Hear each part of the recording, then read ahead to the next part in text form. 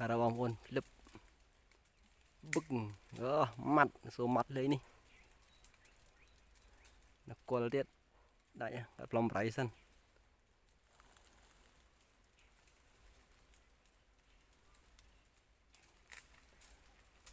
ten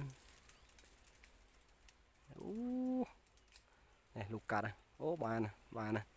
vô trình mò vô nè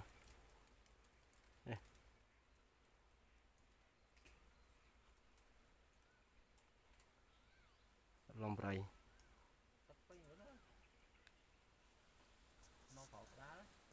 này ra tức pin này cá được vòng cho mò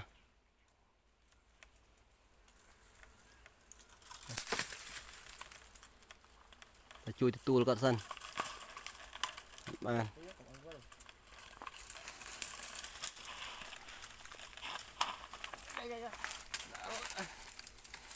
cho chậm tụi đúng không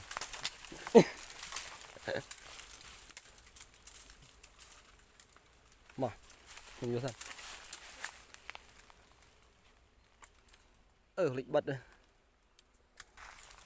này cắt trong đòi có mà yeah em mới nè hôm nay mới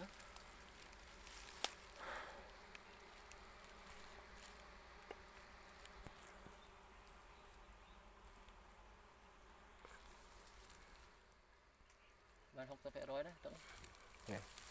ta học sắp phải rồi một bà từ cái phong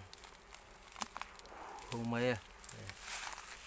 đã đem hình gì mấy nhiều thân hình đã vừa mê một đây nè đấy đã tôi muốn đang nghiêm phải khánh mốc nhé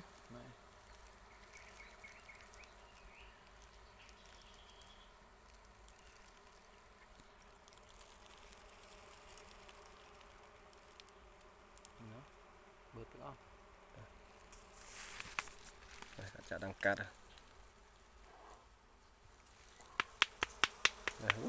mây riết ra từ hồ bọc mây nè bọc con này mây này đây cắt đất đây này wow hờ mày hờ pin bye bye.